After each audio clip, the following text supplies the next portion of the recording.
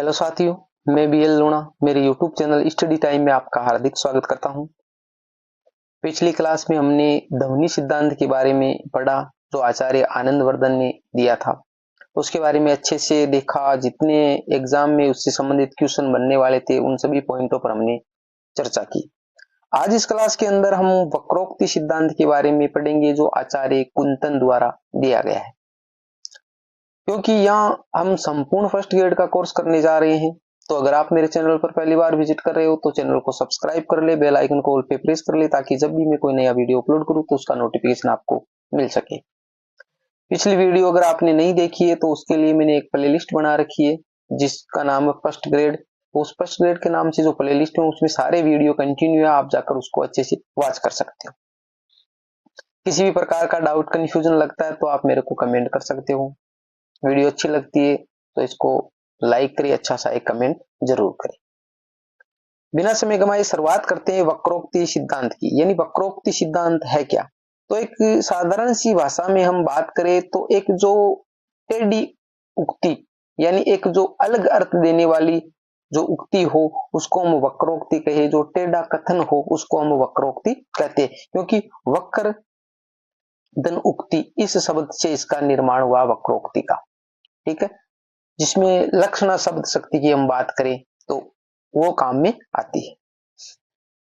इसके प्रवर्तक की बात करें तो आचार्य कुंतक है, जिनका समय 10वीं शताब्दी का उत्तरार्ध है। यानी 10वीं शताब्दी का जो खत्म होने वाला जो समय है वो है इनका जो कुंतक है इसका समय। तो ये समय वाले क्वेश्चन भी पूछे जाते हैं तो इनका समय आप अच्छे से याद रखिए। जिस प्रकार हम भरत मुनि की बात करें तो वो 2री शताब्दी में थे। उसके बाद में हम भामह की बात करें तो वो 6ठी शताब्दी में थे। आचार्य आनंदवर्धन है वो 9वीं शताब्दी में थे। आचार्य कुंतक है वो 10वीं शताब्दी में थे। आचार्य वामन है वो 8वीं 9वीं शताब्दी में थे। तो ये सारे हैं वो आप अच्छे से याद कर लीजिए, क्वेश्चन अक्सर एग्जाम में पूछे जाते हैं। ग्रंथ की बात करें तो वक्रोक्ति जीवितम इनके ग्रंथ का नाम है। आचार्य कुंतक ने वक्रोक्ति को काव्य की आत्मा स्वीकार किया है। तो ये तो मैंने आपको पिछले वाले में बताया, जिन्होंने जिस मत का समर्थन किया उसने उसको काव्य की आत्मा स्वीकार किया। रस वाले ने रस को किया है, ध्वनि वाले ने ध्वनि को किया है, ठीक है, रीति वाले ने रीति को किया है और वक्रोक्ति वाले ने वक्रोक्ति को किया। तो ये तो कोई रटने वाली बात नहीं है, आप याद करोगे तो हो जाएगा। तो आचार्य कुंतक ने वक्रोक्ति को क्या कहा है? काव्य की आत्मा माना है। वक्रोक्ति 2 शब्दों के मेल से बना है जिसका अर्थ वक्र यानी टेढ़ा और उक्ति यानी कथन यानी टेढ़ा कथन। टेढ़ा कथन, तो टेढ़ा कथन ये लिखा सामान्य अर्थ है टेढ़ा कथन। ये तो नॉर्मल सी बात है कि हम जो एक अलग तरह का इसका अर्थ लगाएं वो वक्रोक्ति है।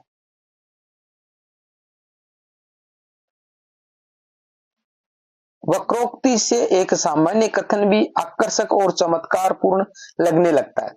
यानी एक तो सामान्य सी कोई बात हो, ठीक है, उसको अगर हम वक्रोक्ति उसके अंदर ऐड करके उसको एक अलग अंदाज में कहे तो उसमें एक चमत्कार आ जाता है। जिस प्रकार हमने अलंकार को पढ़ा तो अलंकार क्या करते? चमत्कार है उसको पैदा करते हैं। जो चमत्कार होता है उसको बढ़ाने का काम करते हैं, ठीक है। पैदा तो नहीं कर सकते, वो सिर्फ बढ़ाने का ही काम करते हैं। अलंकारों का काम क्या है कि चमत्कार जो उसके अंदर वो पहले से जो मौजूद होता है उसको और बढ़ा देते हैं। जैसे कोई स्त्री सुंदर है तो उसको और ज्यादा सुंदर कर देते हैं जब उसको आभूषण पहनाते हैं, उसी प्रकार। तो देखिए शब्दार्थों सही तो वक्र कवि व्यापार शालिनी, तो ये वक्र कवि ये यहां से पकड़ लीजिए और ये हमारे कुंतक से अटैच कर लीजिए, कुंतक से अटैच कर लीजिए, याद करने में सुविधा होगी। वंदे व्यवस्थितो काव्यम तद्व्याकारिणी, तो ये परिभाषा है वो हमारे आचार्य कुंतक ने दिए वक्रोक्ति के संबंध में। अब है वक्रोक्ति के संबंध में विद्वानों की मत, अलग अलग विद्वान उन्होंने क्या कहा है वक्रोक्ति के बारे में, वो भी हम देख लेते हैं। एग्जाम में उनसे संबंधित क्वेश्चन भी अक्सर पूछ लिए जाते हैं। बात करें आचार्य भामह, इन्होंने कहा है लोक्ति क्रांति गोचरम वचनम, यानी लोक का सामान्य कथन प्रणाली से भिन्न वक्रोक्ति है। यानी लोक यानी एक सामान्य जो हमारा एक समाज है जिसका एक सामान्य से अर्थ लगाते हैं और इस समाज में जो प्रचलित अर्थ है उससे एक अलग भिन्न का मतलब अलग है, वही क्या वक्रोक्ति है। उससे एक अलग हटके हम जो अर्थ लगाए वही वक्रोक्ति है। तो सभी का जो एक अलग अलग शब्द यूज में लिए बाकी जो हम अर्थ लगाए तो वो जो टेढ़ा कथन है वही वक्रोक्ति है। इनका मानना था कि वक्रोक्ति के बिना काव्य रचना संभव नहीं है। ये मोस्ट है। वो कौन से विद्वान है जिनका मानना है कि वक्रोक्ति के बिना काव्य की रचना नहीं की जा सकती? तो वो मानना आचार्य भामह का। आचार्य भामह ने माना है कि जिस कथन के अंदर वक्रोक्ति नहीं होती है, जिस काव्य के अंदर वक्रोक्ति नहीं होती है, तो हम काव्य की रचना नहीं कर सकते, काव्य की रचना हो ही नहीं सकती है। फिर बात करें आचार्य दंडी की। आचार्य दंडी वक्रीकृता उक्ति, तो देखो वाणी का चातुर्य ही वक्रोक्ति है। यानी वाणी जो हम बोल रहे हैं उसको एक अलग अंदाज में एक चमत्कार पूर्ण ढंग से प्रस्तुत करें तो वही क्या वक्रोक्ति है। इन्होंने वक्रोक्ति को वाक भंगिमा कहते हुए अन्य सभी अलंकारों को वक्रोक्ति पर आश्रित माना। यानी जो अलंकार है जितने भी, उन अलंकारों में ये कह रहा है कि सभी अलंकारों को वक्रोक्ति पर आश्रित माना कि वक्रोक्ति के बिना अलंकार है वो अच्छा लगता ही नहीं है, सारे अलंकार है वो वक्रोक्ति पर निर्भर रहते हैं। ये मानना है आचार्य दंडी का।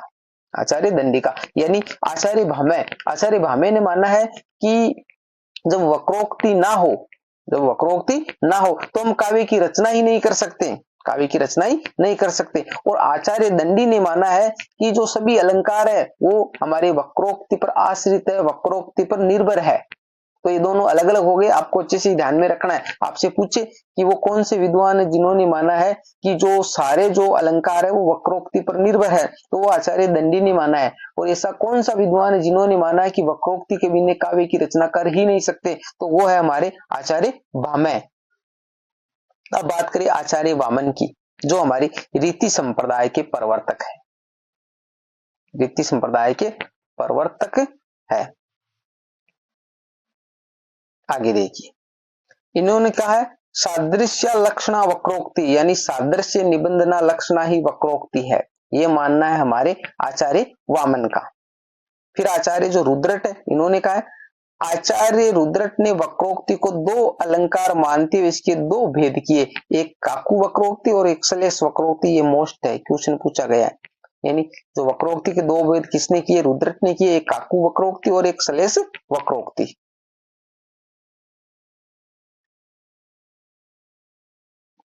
आचार्य जो अभिनव गुप्त है, इन्होंने वक्रोक्ति का अर्थ उत्कृष्ट पद रचना माना है।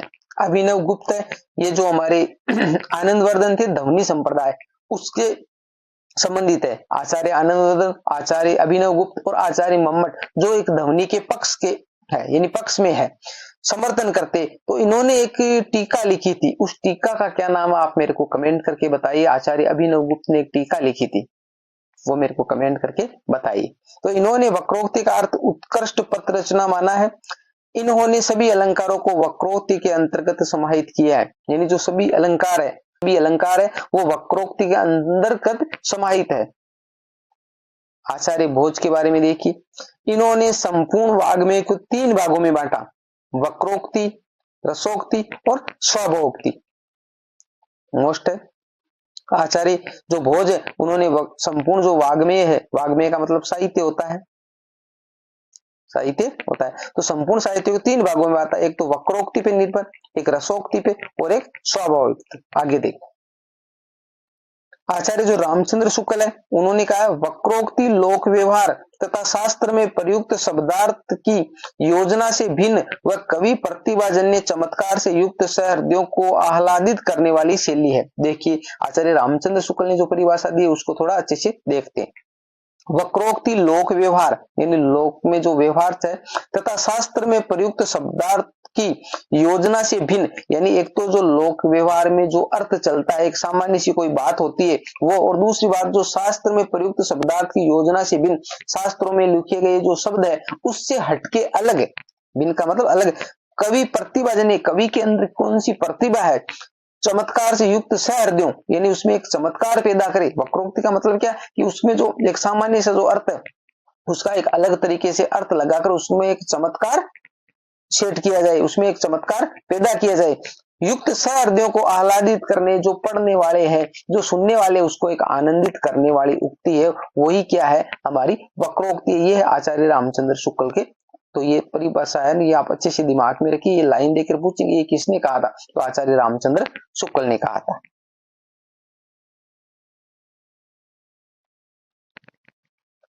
इन सभी परिभाषाओं से हमारे सामने वक्रोक्ति के संबंध में चार बातें आती है। कौन कौन सी आती है? पहली जो बात है वो है वक्रोक्ति भाषा शास्त्र तथा लोक व्यवहार में प्रचलित शब्दार्थ से भिन्न होती है। यानी एक तो बात निकल के हमारे सामने ये आती है कि वक्रोक्ति क्या है, जो लोक व्यवहार है, एक जो सामान्य सा जो अर्थ हम लेकर चलते हैं, वो जो शब्द है उससे एक अलग अर्थ देने वाली है, उससे थोड़ी भिन्न है। एक तो बात ये निकलती है जो आचार्य रामचंद्र शुक्ल ने कही है। दूसरी बात करें, वक्रोक्ति कवि प्रतिभाजन्य चमत्कार से विलक्षणता प्राप्त करती है। यानी वक्रोक्ति क्या है, एक जो प्रतिभाजन्य जो कवि होता है, उस कवि ने उसमें एक चमत्कार ऐड किया, उसमें एक रोचकता पैदा की, वही एक वक्रोक्ति है। तीसरी बात करें, वक्रोक्ति कवि व्यवहार से संबंध है, यानी कवि का जो व्यवहार है उससे संबंध होता है वक्रोक्ति का।